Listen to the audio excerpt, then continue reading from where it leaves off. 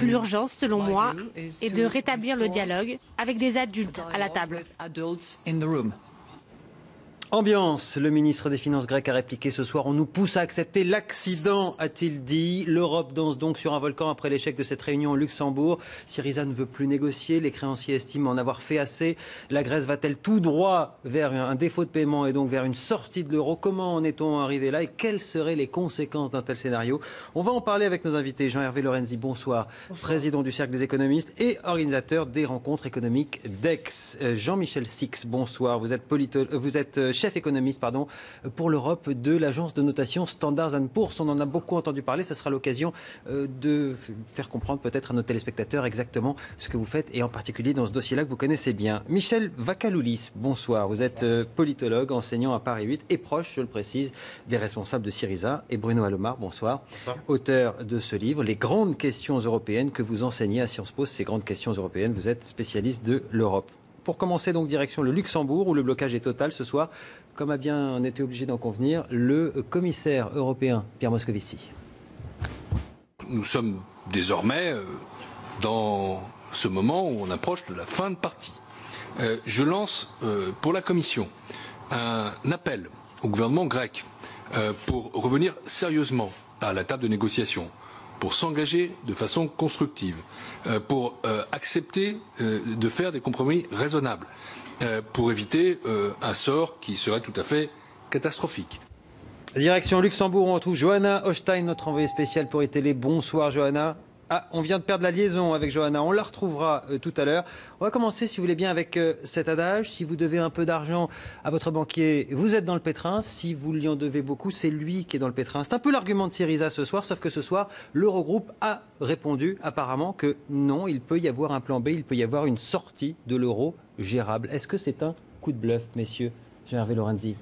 D'abord, vous voyez, on dit une sortie, mais... Avant ça, le vrai sujet, c'est de savoir s'ils font faillite, en réalité, comme une entreprise. Après, la sortie est plus compliquée, mais j'imagine que M. Alomar connaît mieux les textes que je ne les connais. Mais en réalité, cette affaire-ci, elle devait se terminer par, j'allais dire, au fond, une impossibilité pour la Grèce de payer le milliard 6 qu'ils doivent au FMI à la fin du mois. D'ici au 30 juin. Cette affaire durerait des mois. C'est en réalité, je pense, le principal argument pour essayer d'éviter cette affaire, parce qu'elle ne sera pas du tout finie. Vous imaginez bien, on dit, il reste dans la zone euro, c'est très compliqué de sortir de la zone euro. Il n'y a pas de procédure qui soit bien claire. Donc, moi je pense que... Christine Lagarde a quand même dit ce soir, au 30 juin, le lendemain, s'ils n'ont pas payé, c'est cessation de paiement. Oui, c'est le talent de Mme Lagarde, de Christine Lagarde, que j'aime beaucoup, mais c'est son calme. Je trouve que l'histoire des adultes n'est pas très... politiquement malin. Un peu, voilà, c'est un pays européen, voilà. Je ne trouve pas qu'il soit d'une habilité sans nom, mais au-delà de ça, on est quand même dans de la pure politique, là. Donc, la réunion d'aujourd'hui ne servait à rien, sauf à montrer ses muscles de part et d'autre, point. Monsieur Six. Oui, je suis assez d'accord, mais je pense qu'aujourd'hui, la situation est devenue une situation politique plus que simplement économique.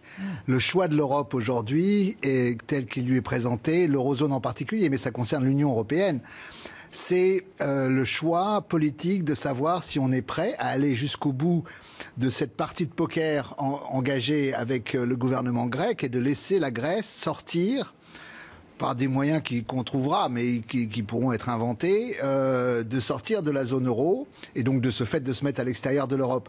À ce moment-là, le risque politique, les conséquences politiques d'une telle situation, on aura l'occasion certainement d'en reparler, mais les conséquences géopolitiques sont extrêmement graves.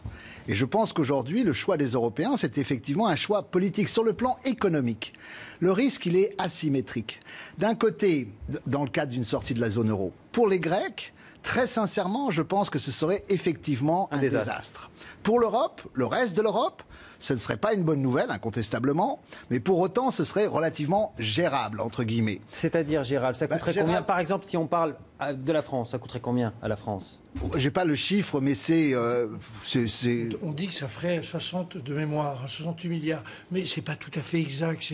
Tout ça, c'est de la dette mais perdue, mais à travers la Banque Centrale Européenne, à travers le Fonds de stabilité. Donc, dans la réalité... Ça serait gérable, donc. Voilà. Il n'y a pas de risque de contagion Alors, après, il même, il y a des vous risques aviez de menacé contagion. de risque de contagion à l'époque, justement. En 2012, on avait alerté sur les risques de contagion. En 2012, entre-temps, au niveau monétaire, il y a eu des gros progrès qui ont été faits. Les banques européennes sont bien moins exposées à la Grèce qu'elles ne l'étaient en 2011-2012. La Banque centrale, avec Mario Draghi, a mis en place des mécanismes extrêmement puissants d'intervention sur les marchés.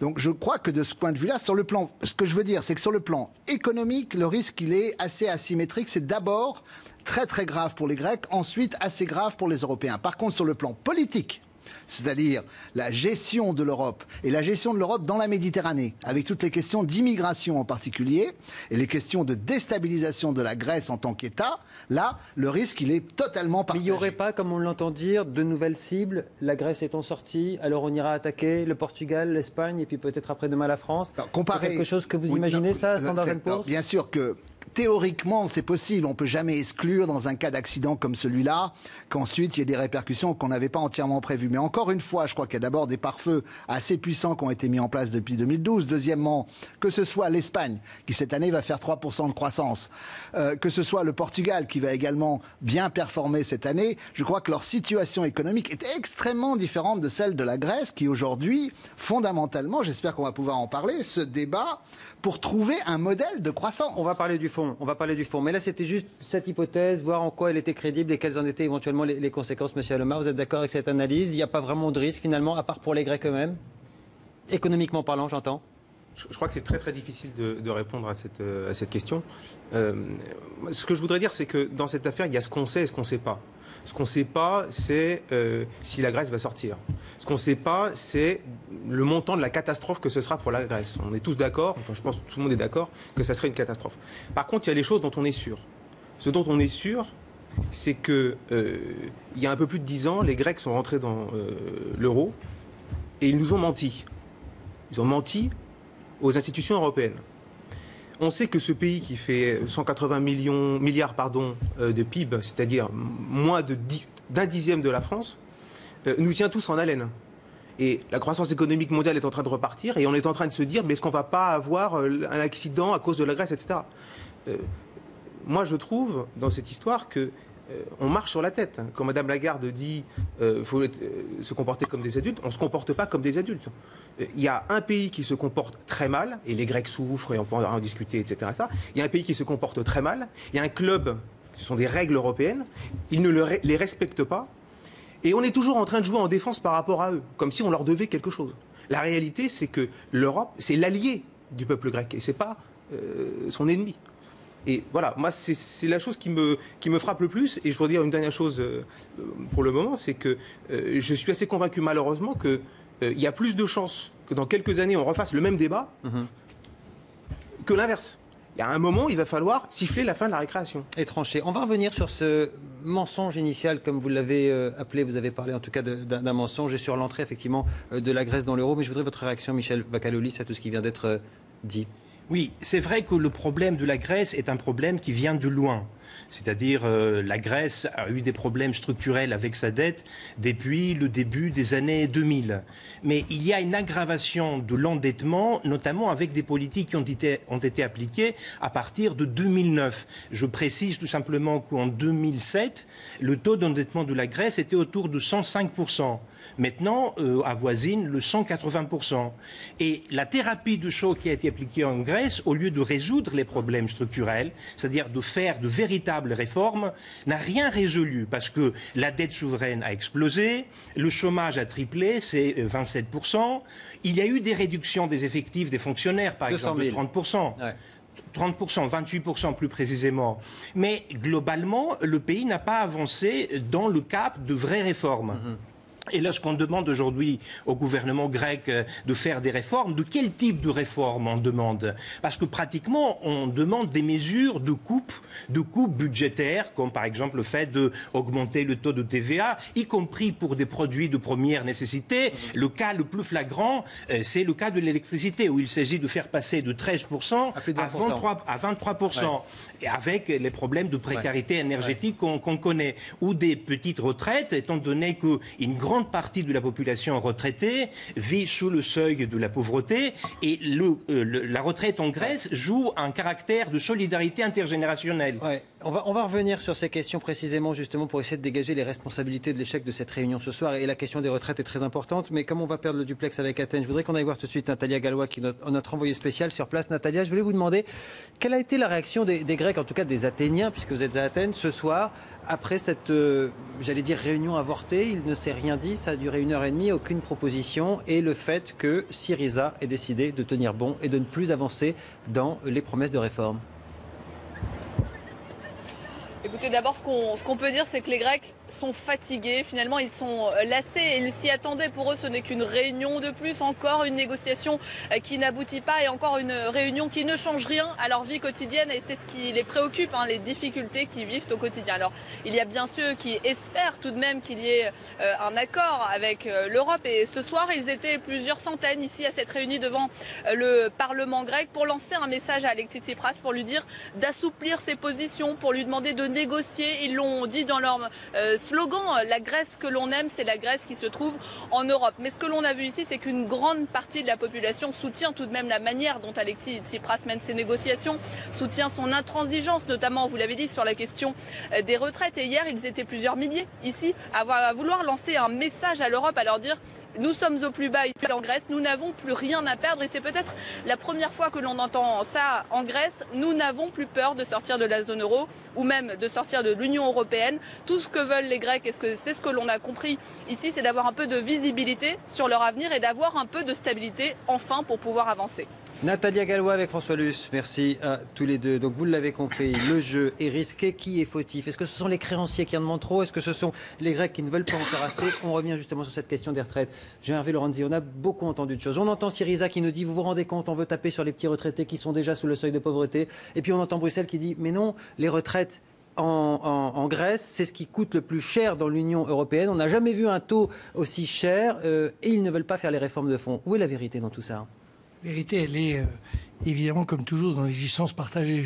C'est évident que les Grecs n'ont pas fait tout à fait les réformes qu'on attendait.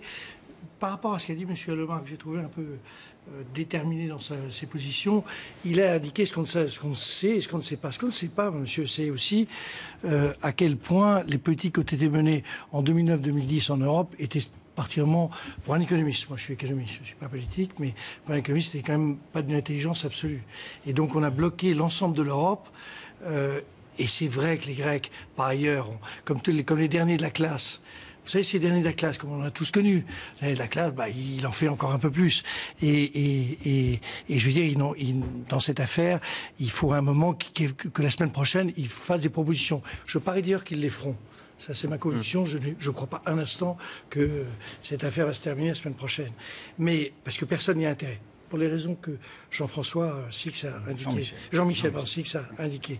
Mais la réalité, c'est que la responsabilité, elle est politique du côté européen, elle est économique dans les mesures, enfin la politique économique qui a été menée en 2009-2010, et elle est évidemment grecque dans l'incapacité de, j'allais dire même, de trouver des formules qui redonnent de la confiance. Tout ça maintenant, c'est la vie, c'est quand même, je veux dire, ça arrive quand même très souvent. Ce n'est pas exceptionnel. C'est la vie, mais là, en l'occurrence, ça pourrait plonger quand même l'Europe dans un grand désarroi. Ça, j'y crois pas. Vous voyez, j'ai bien compris que vous n'y croyez pas. Non, attendez, c'est très important parce que je voudrais qu'on avance sur les retraites aussi un petit peu. Cette affaire, on va y revenir, mais cette affaire grecque, en réalité, cache, au fond, est un merveilleux argument pour ne pas traiter des sujets qui sont compliqués en Europe et que nous sommes pendant quelques années complètement arrêtés. Donc la Grèce, c'est quand même, je crois, 2,5% du PIB européen. Ça n'est pas grand-chose. Oui, 2%. Ça n'est quand même pas grand-chose. Donc l'histoire du monde n'est pas liée à la Grèce. Et que je n'ai pas le temps, mais si un jour vous regardez l'interview de Tim Geithner, qui était le secrétaire d'État au Trésor américain, juste après la dégradation de la note américaine, qui avait donc envie qu'on parle d'autre chose, était venu à Wrocław en septembre 2009 pour expliquer à quel point il supportait la Grèce. À mon avis, il ne savait même pas où était la Grèce. Donc, il faut raison garder. On revient sur ces questions de pension. Alors, c'est ce que dit le FMI. J'imagine que si le FMI le dit, c'est que ça doit quand même être vrai, même s'il y a toujours une autre vérité à côté d'une vérité. Ils disent ils n'ont pas fait ce qu'il fallait. Par exemple, les filles de fonctionnaires continuent à toucher la pension des pères défunts à vie. Ils disent que les pensions grecques, en moyenne, ressemblent à peu près à celles des Allemands qui pourtant partent en retraite 6 ans plus tard. Ils disent aussi que finalement le problème, c'est que même si à un moment donné la signature politique de la réforme est là, l'administration ne suit pas. On s'en aperçoit par exemple sur les fameux métiers pénibles qui permettent de partir en retraite plus tôt. On y trouve toujours encore aujourd'hui. Je pourrais citer plusieurs métiers, je ne veux pas faire d'ostracisme, alors je vais citer le mien. Les journalistes en Grèce qui peuvent partir à la retraite plus tôt. Pourquoi ? Parce qu'il y a des bactéries sur les micros. Est-ce que franchement on a pris le problème de la réforme à bras le corps, même si on a bien compris que le peuple, lui, souffrait. Mais est-ce qu'il n'y a pas un double jeu et un double discours du côté des Grecs ? On peut toujours trouver des cas tout à fait exceptionnels, et à partir de cela, de faire une extrapolation générale pour prouver que le système des retraites grecques est tout à fait privilégié par rapport au reste de l'Europe. Ce n'est pas exactement la vérité. Et pour partir à la retraite, il faut atteindre aujourd'hui le seuil de 62 ans et 67 ans en perspective. C'est vrai qu'aujourd'hui, la contribution des retraites dans le PIB grec est assez importante et autour de 15,5-16%. Mais il y a quelques années, justement, avant la crise, avant les 5 années d'austérité qui ont complètement paupérisé le pays, c'était un peu comparable avec l'Allemagne, 10,5%. Et puis, il ne faut jamais oublier les 8 milliards d'euros qui ont été supprimés du fait qu'on a restructuré la dette en 2011-2012. Et du coup, les caisses d'assurance ont fait faillite, littéralement. Donc, le problème de la dette est lié avec le délabrement de l'économie, et surtout est lié avec le fait que vous avez un taux de chômage de 27%. Imaginez en France, 27% de taux de chômage. Aujourd'hui, on a un problème de retraite avec un taux de 11%. Qu'est-ce que ça va donner au niveau du système de retraite ? En plus, il y a un autre problème en Grèce, la sous-natalité. La natalité de la Grèce est comparable à celle de l'Allemagne ou même de l'Italie. Voilà. Donc, il ne faut pas, en quelque sorte, fétichiser quelques chiffres comme Tsipras l'a évoqué aujourd'hui. Oui. Il faut voir le problème dans sa globalité. La question des pensions, voilà. Puisque si ce soir il n'y a pas d'accord, c'est parce qu'il a dit tant que vous nous demanderez de baisser les retraites, on ne discutera plus. Il a proposé des contre-mesures équivalentes d'une certaine manière lorsqu'il a dit qu'il fallait ponctionner les oligarques et notamment les entreprises qui gagnent plus d'1 million d'euros. Mais les propositions n'ont pas été acceptées. Jean-Michel Six, vous vouliez rajouter quelque chose ? Oui, là où je voudrais juste clarifier une chose, c'est que il est vrai qu'un certain nombre de politiques, de mesures qui ont été prises à partir de 2009-2010 dans l'ensemble des pays d'Europe, comme le disait Jean-Hervé, mais en particulier en Grèce, ont aggravé la situation à court terme en rendant les ratios, justement, dette sur PIB, sur PIB, etc., plus déséquilibrés. Cela étant, il ne faudrait pas pour autant décrire une situation, je dirais, relativement merveilleuse avant 2008, dans laquelle la Grèce augmentait ses revenus, son modèle et sa croissance, jusqu'au moment où, boum, les Européens lui tombent dessus et disent « Ah non, maintenant il faut faire de l'austérité, etc. » Toute la croissance grecque, à partir de 2000, quand elle a fait partie de la zone euro, a été largement financée d'abord par des transferts massifs de la Commission de l'Europe vers la Grèce, qui sont équivalents à peu près 7% du PIB grec par an. C'est énorme. Et effectivement, par une montée de l'endettement. Cet endettement, qui était largement privé à l'époque, qui maintenant a été transféré au secteur officiel, mais qui était à l'époque un endettement financé par les banques du reste de l'Europe, était quand même déjà à 100-105% du PIB. Or, qu'est-ce qu'il y a comme justification derrière ça ? Autrement dit, pour poser la question très simplement, qu'est-ce qu'on a eu avec cet endettement ? Parce que vous pouvez très bien justifier qu'un pays émergent, par exemple, s'endette à un moment donné pour développer ses infrastructures, son industrie. Tous les pays européens, y compris pas en voie de développement, se sont endettés. Donc, ça se comprend. Et quand vous regardez le modèle de croissance, le modèle économique grec aujourd'hui, vous constatez qu'effectivement, ça n'a rien financé du tout. Alors justement, c'est ça qui est intéressant. Je reviens au mensonge fondateur dont vous parliez et je vous donne la parole. On va reprendre finalement l'acte d'entrée de la Grèce dans l'euro. C'était le Conseil européen du 19 juin 2000. Regardez les conclusions de la présidence de ce Conseil. Le Conseil félicite la Grèce pour les résultats qu'elle a obtenus ces dernières années en matière de convergence grâce à une politique économique et financière saine et se réjouit de la décision concernant l'entrée de la Grèce dans la zone euro. Or, en fait, on s'est aperçu de quoi avec le recul ? Que tous ces comptes avaient été maquillés et apparemment les experts à peu près sérieux en avaient tous le sentiment, voire la certitude. C'est ça le mensonge fondateur. On a fait croire dès le départ que la Grèce avait les critères de convergence et après on a couru après en contribuant à l'endetter, en s'enrichissant par ailleurs avec des taux d'intérêt pour les banques qui étaient prêteuses. Et aujourd'hui, quand elles ont vu qu'elles allaient perdre de l'argent, elles ont refilé le bébé effectivement aux États et elles l'ont transféré sur du public et ce sera aux contribuables de payer si jamais les Grecs un jour ne paient pas leurs dettes. Mais là, c'est une parenthèse. Est-ce que c'est ça le problème, ce mensonge fondateur-là de l'entrée de la Grèce dans l'euro ? Oui, moi je pense que c'est très largement ce mensonge-là, mais c'est un mensonge, je suis assez d'accord avec ce qui a été dit, c'est un mensonge qui ensuit toute une série d'autres. Un autre mensonge, on parlait du niveau des pensions, c'est cette idée que quand on rentre dans l'Union européenne, comme on est tous des Européens, très rapidement on a le même niveau de vie. C'est pas vrai. C'est pas vrai. Un jeune grec de 25 ans aspire au même niveau de vie qu'un Danois. Mais ce qui fait qu'un Danois ou un Finlandais ou un Français à un certain niveau de vie, ce sont des politiques du travail, toute une accumulation de choses pour laquelle l'Europe en réalité ne fait pas grand-chose. Et je voudrais revenir sur ce qui a été dit tout à l'heure. Moi je suis tout à fait d'accord pour dire que les politiques européennes qui ont été mises en œuvre pour soigner le malade grec n'étaient pas tout à fait les bonnes. Ouais. Mais c'est pas la question. Quand vous faites partie d'une équipe de football, s'il y a un entraîneur qui dit la stratégie c'est celle-là, et puis après on gagne ou on perd, et puis que vous êtes le joueur qui dit moi je fais absolument rien de ce qu'on me dit, au bout d'un moment vous sortez. Et je rebondis aussi sur ce que disait votre collègue, quand les Grecs disent on veut de la clarté et on voudrait arrêter, moi je crois que les Européens veulent ça aussi. Les Européens veulent qu'on arrête ce feuilleton, qu'on décide. Et après, la décision, je crois que c'est M. Besancenot qui le disait, la décision, elle sera prise démocratiquement par les Grecs. Si les Grecs ne veulent pas accepter ce que l'Europe leur propose et qu'ils décident de sortir, il y a un autre État très important qui est le Royaume-Uni qui aujourd'hui s'apprête peut-être à sortir. C'est pas un petit pays, le Royaume-Uni.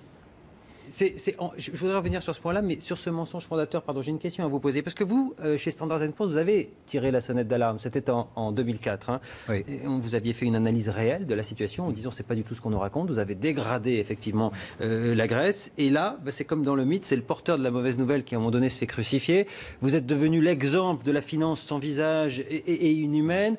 Comment est-ce que vous expliquez que vous n'ayez pas été suivi ni par les États, ni par les institutions, ni par les banques qui ont vu que vous dégradiez et qui disaient laissez, on va s'en occuper, on continue quand même à les endetter. Parce qu'en 2004, 2005, et la Grèce n'était pas le seul pays, mais c'était effectivement le cas le plus grave. À l'époque, ce que pensaient beaucoup les opérateurs de marché, les investisseurs institutionnels, c'est que et ça c'était effectivement une erreur a posteriori, mais c'est toujours facile 10 ans après de décrire les erreurs. Mais c'était que peu importe le pays, dès lors qu'il fait partie de la zone euro. S'il fait partie de la zone euro, on oublie largement ses caractéristiques individuelles et intrinsèques parce que... On sera garant pour lui. Bah oui, en fait, vous savez, c'est l'inverse du plus petit commun dénominateur. Là, c'était le plus grand dénominateur, à savoir l'Allemagne. Vous avez l'Allemagne qui était notée 3A et grosso modo, la perception des marchés jusqu'en 2007, quoi qu'on puisse dire nous, était... Ils sont tous à peu près comme en Allemagne, puisque ils convergent vers l'Allemagne. Donc ils y sont peut-être pas encore, mais enfin ils y vont. Et puis alors après il y a eu le choc de la crise où là on a vu qu'effectivement les performances, les résistances, etc. n'étaient pas du tout les mêmes d'un pays à l'autre encore, et qu'effectivement il y avait des différenciations à introduire beaucoup plus importantes. Mais toute cette longue période de 2000 à 2007, si vous voulez, était dominée par cette croyance vraiment que la politique monétaire de la BCE, de la Banque Centrale Européenne, d'une part, et simplement l'appartenance à l'eurozone d'autre part, suffisait à garantir... Donc c'est un aveuglement politique, en quelque sorte. Non, pas politique, financier. Alors peut-être deux remarques. Au nom d'une vision politique de solidarité. Voilà. Deux remarques. La première, c'est que, moi je suis tout à fait d'accord... sur cette idée qu'il y avait un mythe, parce que tout le monde a raconté des carabistouilles, vous êtes trop jeune pour ça, mais tout le monde a raconté des carabistouilles pendant 15 ans, y compris sur cette idée de convergence. Je me souviens de ce qu'avait à l'époque dit Standard & Poor's. Moi, je partageais ces sentiments, mais pas uniquement pour la Grèce, c'est-à-dire qu'on était dans un dispositif qui était en réalité mal conçu parce qu'incomplet et parce que en réalité fondé sur, alors là, c'est pas des mensonges, mais ce sont des analyses inexactes. Et puis deuxième aspect, le système bancaire européen, et on a notamment quelques banques françaises, dont nous tairons le nom ce soir, mais on pensait sur cette garantie en réalité de l'Europe qu'on pouvait jouer très habilement. Et vous l'avez dit, dernier point, j'en rajoute un, c'est que au fond, quel est le modèle économique d'un petit pays doué pour le tourisme, mais sans industrie et sans grand-chose d'autre, dans un univers qui est un univers qui s'est durci, qui a explosé au moment de 2008, pas tellement 2007, mais 2008, à partir de l'affaire de Lehman Brothers. En réalité, on s'est aperçu que tout ça ne tenait pas la route, et c'est le cas extrême. Et dans cette affaire, alors je ne leur enlève aucun des défauts qu'ils peuvent avoir, notamment aujourd'hui. Je trouve que c'est pas très habile leur attitude. Mais sur le fond, c'est une espèce d'ensemble, un château de sable qui, donc je trouve que d'une certaine manière, si on arrive à clarifier les choses, on fera plutôt progresser l'Europe qu'autre chose. Alors, le prochain rendez-vous de cette Europe, justement, c'est lundi prochain. Johanna Holstein, vous êtes au Luxembourg pour iTélé, vous êtes notre envoyé spécial, vous avez suivi l'échec de cette réunion. Cette fois-ci, ce sera un sommet extraordinaire des chefs d'État, des adultes, comme dirait Christine Lagarde. Alors oui, effectivement, parce que vous savez, au-delà de l'exaspération, c'est l'inquiétude qui a dominé ce soir à Luxembourg. Inquiétude d'abord parce que la double échéance approche à grands pas. Il faudra le 30 juin rembourser le FMI. Il faudra aussi, ce sera aussi, je veux dire, la fin du deuxième plan d'aide à la Grèce. Inquiétude aussi, surtout parce que, le scénario de défaut de paiement, de faillite de l'État grec n'a jamais été aussi proche. Donc, les créanciers proposent une solution de la dernière chance. Cette réunion, lundi soir, au niveau des chefs d'État et de gouvernement, puisque c'est à ce niveau qu'Alexis Tsipras veut négocier. Après, il sera définitivement trop tard parce que, il faut, je vous le rappelle, que l'accord soit ratifié par plusieurs parlements nationaux. Ils font donc se remettre à la table des négociations, d'abord au niveau technique, et puis de nouveau au niveau des ministres de la zone euro, le tout avant lundi 19h. Donc ici, on attend de pied ferme des nouvelles propositions de la part de la Grèce et cette fois-ci, elles doivent être précises et chiffrées. Johanna Holstein avec David Brunet à Luxembourg, merci à tous les deux. La note la prévision de Standard & Poor's sur le défaut de paiement. Il n'y a pas si longtemps, vous étiez à 40% il y a quelques années. Aujourd'hui, vous diriez quoi ? On est très proche d'un défaut de paiement, ça c'est incontestable. On le voit bien, on l'entend à tout instant, sachant que pour nous... Mais qui dit défaut de paiement dit nécessairement derrière sortie de l'euro malheureusement, parce que bank run, parce que tout ça. Non, alors au risque d'être ennuyeux, 30 secondes.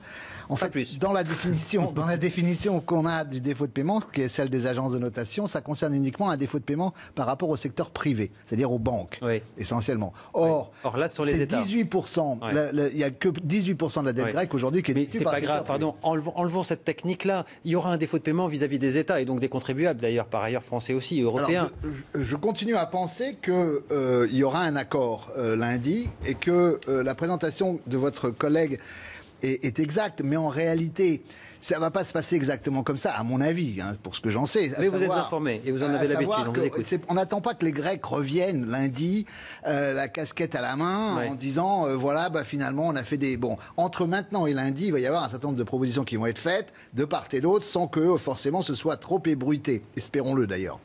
Et ensuite, lundi soir, on présentera ça en ratification auprès des chefs d'État. Les questions dont on parle aujourd'hui, c'est 1% d'excédent ou pas. Et si vous faites 1%, à ce moment-là, comment vous les financez ? En coupant de 1% les pensions. Bon, on arrivera à un accord, je pense, sur lequel on n'aura pas tout à fait 1%, on n'aura pas une baisse nette des retraites, mais on partira vers l'échéance suivante. Oui, mais c'est ça, c'est-à-dire qu'on va les aider à passer l'été, mais on n'aura pas résolu le problème de fond. Le problème de fond, c'est une dette phénoménale, 170 ou 180% d'endettement. Est-ce que, juste à terme, est-ce que vous imaginez, vous, Standard & Poor's, à terme, que quoi qu'il arrive, il faudra, passez-moi l'expression, s'asseoir sur une partie de cette dette ?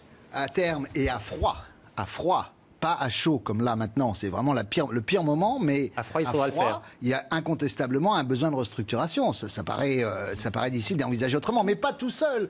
Encore une fois, vous pouvez pas enlever la dette de quelqu'un et dire maintenant tu peux repartir, t'as qu'à recommencer. C'est en fait, je dirais presque sous forme de boutade, mais vous allez comprendre, c'est pas C'est pas avec le FMI que la Grèce devrait négocier aujourd'hui, c'est avec la Banque mondiale. C'est-à-dire avec une banque qui s'adresse typiquement à des pays plus émergents qui essayent de développer leur économie. C'est ça le problème de la Grèce aujourd'hui. Gervais Lorenzi, juste très rapidement. Il faudrait quand même qu'il y ait derrière un projet pour la Grèce. Il y aura bien un moment, comme ça ne s'arrêtera pas lundi prochain, il faut bien qu'il y ait un projet pour que ce pays qui fait de gens comme nous, pas plus antipathiques ni plus sympathiques, qu'on en sorte. Deuxième sujet, les vraies discussions européennes vont commencer sur des sujets autrement plus importants. La Grande-Bretagne, vous l'avez évoqué tout à l'heure, ça c'est un vrai sujet. Comme ils vont négocier, alors eux, et de manière à mon avis encore beaucoup plus habile que les Grecs, on n'est pas sorti de l'auberge. Et puis il y a le climat politique en Europe qui m'inquiète un peu, qui est ce qu'on a vu en Espagne. Il faut quand même voir qu'il ne faut pas qu'on ait le sentiment d'espèce d'incapacité à traiter nos sujets. Donc, je pense que, comme Jean-Michel, que nous n'aurons pas de drame la semaine prochaine et nous aurons d'immenses difficultés britanniques, espagnoles et espérons pas française dans les mois qui viennent. Le gros morceau est à venir. Michel Vacaloulis, votre conclusion. Je pense que l'Europe doit régler la question grecque, ne peut pas laisser tomber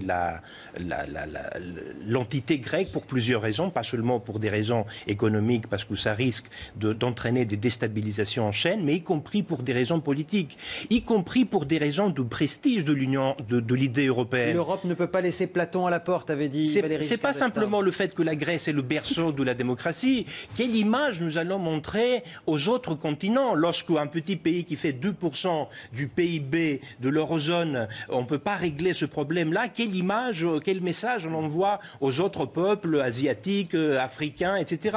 Il y a un problème tout à fait valable, mais on ne pourra jamais résoudre le problème grec si on ne traite pas la question de la dette qui empêche toute perspective de développement aujourd'hui. Et donc ce qu'on appelle une restructuration en langage financier, ce qui veut dire grosso modo qu'on en oublie une partie. Voilà. Mais il faut l'opposer explicitement. Et en général plutôt après les élections. Donc en France, ça vous donne à peu près la fenêtre de tir pour parler de restructuration. Mais en tout cas, le gouvernement grec a décidé de ne pas signer un accord si la question de la restructuration de la dette n'est pas évoquée, pas réglée immédiatement, mais évoquée. Voilà, ça c'est très important pour donner une perspective. Ça fera partie de la négociation. Ils lâcheront d'un côté en disant mais vous vous êtes engagé à abandonner une partie de la dette. C'est à peu près vers ça qu'on s'oriente, si j'ai bien compris. Votre conclusion? Je suis assez d'accord avec ce qui a été dit. Moi, je pense que le problème n'est pas réglé. Et je pense que l'image que l'Europe donne au reste du monde est absolument désastreuse. Si vous êtes M. Poutine, vous ne respectez pas un continent qui se comporte de cette manière, avec un petit pays comme la Grèce, j'insiste. Et si vous êtes le Royaume-Uni, vous devez vous féliciter tous les jours de ne pas être entré dans une zone euro aussi mal gérée. Merci, messieurs. Voilà ce que l'on pouvait dire sur cette question grave, néanmoins, de la dette grecque. On en reparlera dès lundi soir. Vous l'avez compris. Merci à vous d'être venus nous apporter vos éclairages et vos expertises sur ce plateau. Vous restez avec nous à suivre le sport et on va parler de cette photo, le coup du sombrero par Gignac. Et oui, c'est bien lui. Qu'est-ce qu'il fait dans cette tenue? On vous dit juste après la pause. À tout de suite.